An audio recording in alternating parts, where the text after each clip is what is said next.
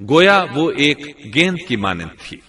اس میں الگ الگ 3 درجے بنائے گئے تھے، ہر درجے میں ایک دروازہ تھا، اور یہ 3 دروازے اس طرح تھے کہ ہر دروازے کے اوپر ایک دروازہ تھا۔ یہ اس کشتی کا حلیہ تھا جس کے راوی ابن عباس رضی اللہ عنہما ہے۔ یہ کشتی آج بھی موجود ہے۔ اللہ تعالیٰ نے اس کشتی کو بطور عبرت اور نشانی کے باقی رکھا ہے، جیسا کہ اللہ تعالیٰ فرماتے ہیں، اور بے شک ہم نے اس واقعے کو نشانی بنا کر باقی رکھا، پس ہے کوئی نصیحت حاصل کرنے والا۔ اس صدی میں علماء کے ایک گروہ نے اس کشتی کو ترکی کے ایک پہاڑ پر پا لیا ہے۔ اب وہ 2 ٹکڑوں میں تقسیم ہو چکی ہے۔ اس کا حلیہ وہی تھا جو بیان ہوا۔ اللہ کا فرمان سچا ثابت ہو گیا کہ ہم نے اس کو نشانی بنا کر باقی رکھا ہے۔ اس کے بعد طوفان آیا۔ اللہ تعالیٰ نے نوح علیہ السلام کو اس طوفان کے ظہور کی ایک نشانی اور علامت بتلائی تھی۔ نوح علیہ السلام کے گھر میں ایک تنور تھا۔ اللہ نے فرمایا، جب یہ تنور جوش مارنے لگے اور پانی اس سے ابلنے لگے تو سمجھ لینا اللہ کا وعدہ آ گیا۔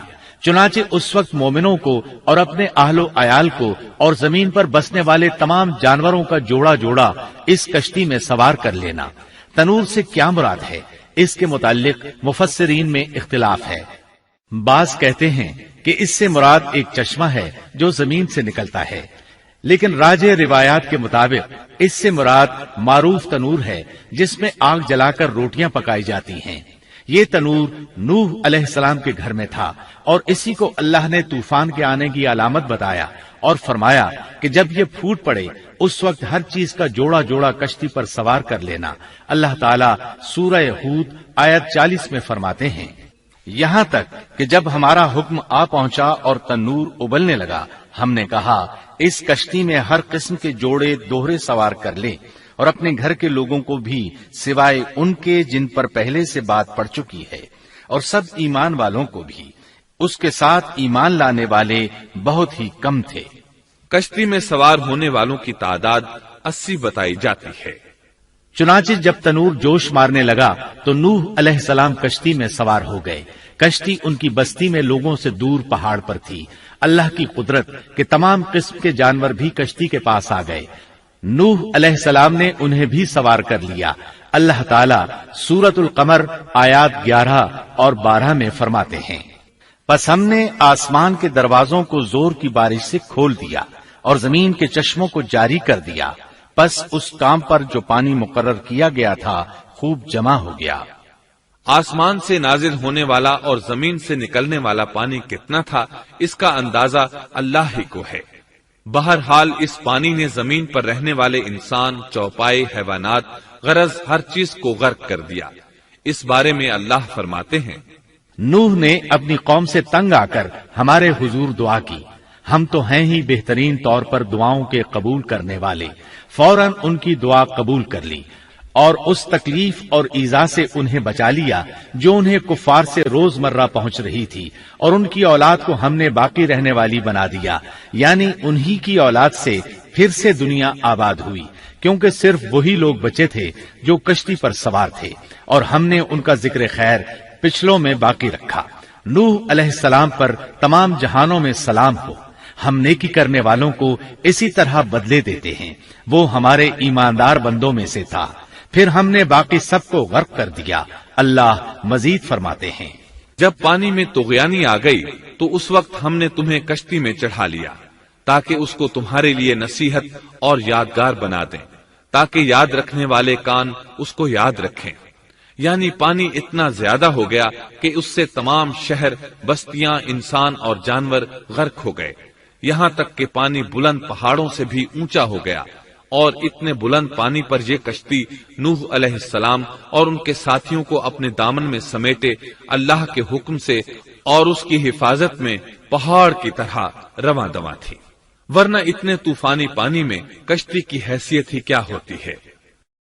نوح علیہ السلام کشتی میں سوار ہوئے اور انہوں نے اپنے ساتھیوں کو حکم دیا کہ وہ یہ دعا پڑھیں، اللہ ہی کے نام سے اس کشتی کا چلنا اور ٹھہرنا ہے، یقیناً میرا پالنے والا بڑی بخشش اور رحم والا ہے۔ یہی اللہ کا حکم آپ کو تھا کہ جب تم اور تمہارے ساتھی ٹھیک طرح بیٹھ جاؤ تو کہنا سب تعریف اللہ ہی کے لیے ہے جس نے ہمیں ظالم لوگوں سے نجات عطا فرمائی، اور کہنا کہ اے میرے رب مجھے بابرکت اتارنا اور تو ہی بہتر اتارنے والا ہے۔ اللہ تعالیٰ نوح علیہ السلام کو نصیحت کر رہے ہیں کہ اللہ آپ کو اور آپ کے اہل کو نجات عطا فرمائیں گے۔ کشتی میں نوح علیہ السلام کے کافر بیٹے کے علاوہ تمام گھر والے سوار تھے۔ آپ کے کافر بیٹے کا نام کنعان تھا، وہ ایک طرف کھڑا تھا۔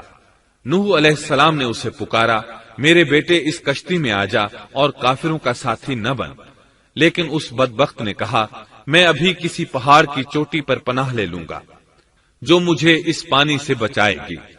نوح علیہ السلام نے کہا آج اللہ کے حکم سے کوئی بچانے والا نہیں مگر وہی جس پر اللہ رحم کرے۔ باپ اور بیٹے کے درمیان یہ گفتگو جاری تھی کہ ایک طوفانی موج نے اسے اپنی زد میں لے لیا اور اسے غرق کر دیا۔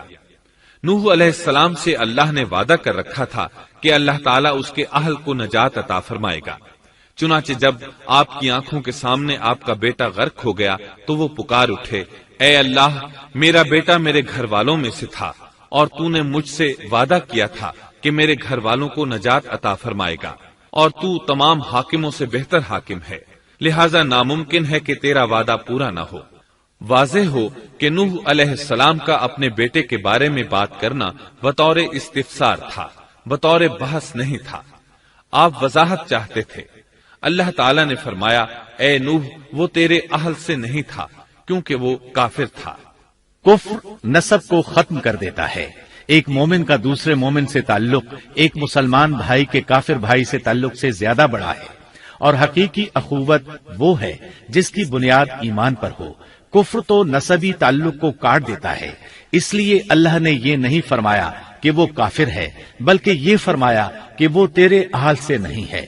ہمارے لیے بھی یہی حکم ہے، کسی مومن کا کافر کے ساتھ رشتہ نہیں ہو سکتا۔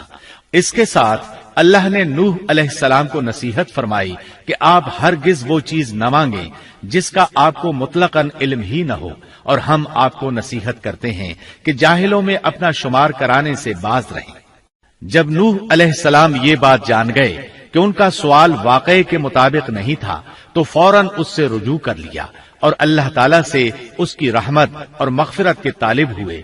اس موقع پر انہوں نے دعا کی۔ نوح علیہ السلام نے کہا اے میرے پروردگار میں تیری ہی پناہ چاہتا ہوں اس بات سے کہ تجھ سے وہ مانگوں جس کا مجھے علم ہی نہ ہو۔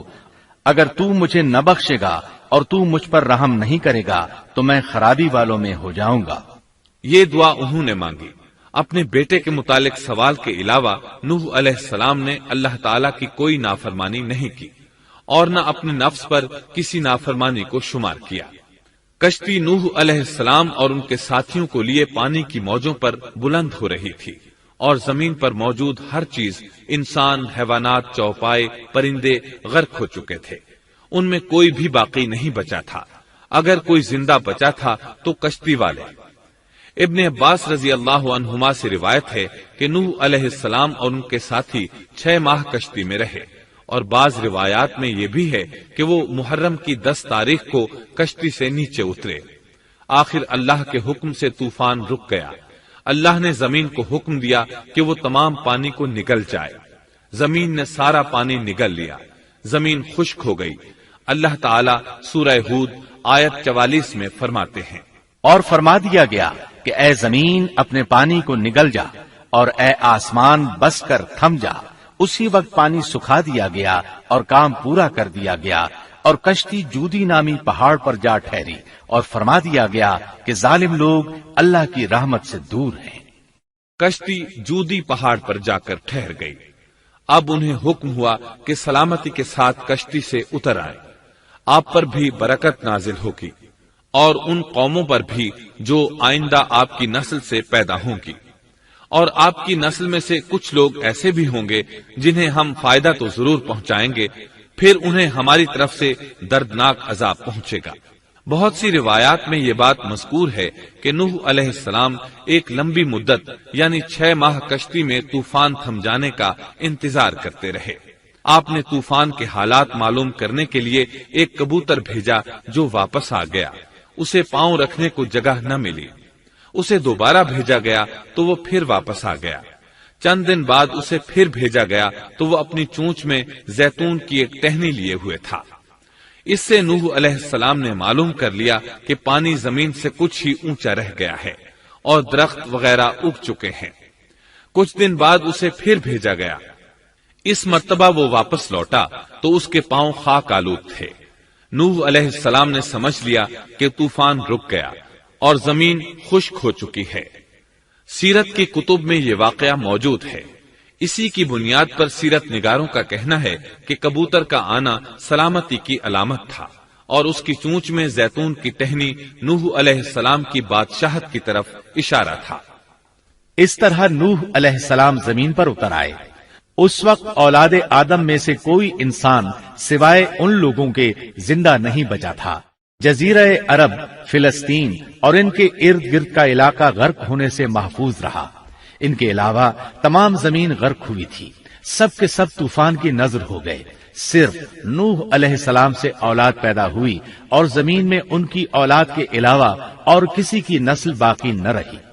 اسی وجہ سے نوح علیہ السلام کو آدم ثانی اور ابو البشر ثانی کہا جاتا ہے، کیونکہ تمام کے تمام بشر انہی کی طرف منسوب ہیں۔ سورۃ الصافات آیات 75 تا 77 میں اسی طرف اشارہ ہے۔ اور ہمیں نوح نے پکارا تو دیکھ لو کہ ہم کیسے اچھے دعا قبول کرنے والے ہیں۔ ہم نے اسے اور اس کے فرمانبرداروں کو اس زبردست مصیبت سے بچا لیا۔ اس کی اولاد ہم نے باقی رہنے والی بنا دی۔ ایک دوسرے مقام پر اللہ تعالیٰ دیگر امم اور رسولوں کے متعلق کلام کرتے ہوئے فرماتے ہیں، اے ان لوگوں کی اولاد جنہیں ہم نے نوح کے ساتھ چڑھا لیا تھا، وہ ہمارا بڑا ہی شکر گزار بندہ تھا۔ نوح علیہ السلام کے 3 بیٹے تھے، سام، حام اور یافس۔ سام کی نسل زیادہ تر سفید رنگت کی تھی اور بہت کم لوگ ان میں سیاہ فام تھے، البتہ کچھ ان میں گندمی تھے۔ حام کی اولاد کی اکثریت سیاہ فام تھی، ان میں بہت کم لوگ سفید رنگ کے تھے، اور یافس کی اولاد سرخی مائل رنگ کی تھی۔